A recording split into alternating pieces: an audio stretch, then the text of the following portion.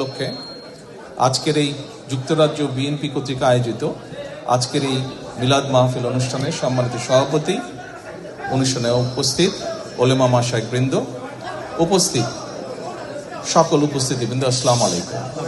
বহুদলীয় গণতন্ত্র প্রতিষ্ঠিত করেছিলেন, ঠিক একইভাবে পরবর্তীতে বিভিন্ন সময় বিভিন্ন ষড়যন্ত্রের কারণে বাংলাদেশের গণতন্ত্রের গতিকে প্রতিরোধ করা হয়েছে।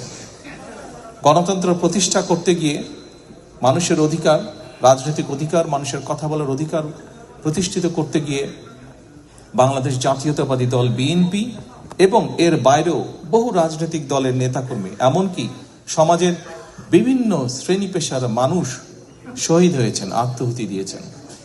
বহু হাজারো লক্ষ মানুষ বিভিন্নভাবে ক্ষতিগ্রস্ত হয়েছেন, পঙ্গুত্ব বরণ করেছেন। বিশেষ করে বেশি দিন আগের ঘটনা, 1 বছরও হয়নি, বেশি দিন আগের ঘটনা নয়।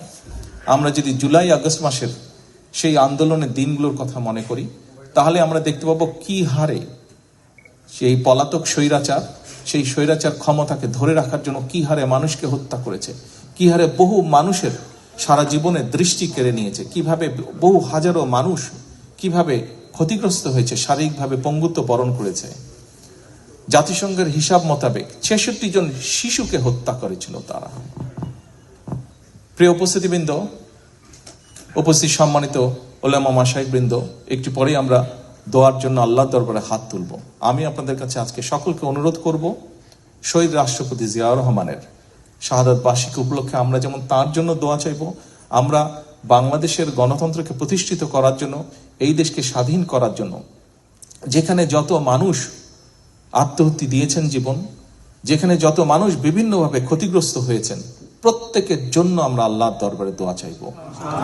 এখানে আমরা বহু মানুষ উপস্থিত আছি যাদের আপনজন, বিভিন্ন জন আপনজনকে আমরা হারিয়েছি, বিভিন্ন জন হারিয়েছে আপনজনকে, যারা এই মুহূর্তে আমাদের সাথে নেই, এই দুনিয়াতে নেই।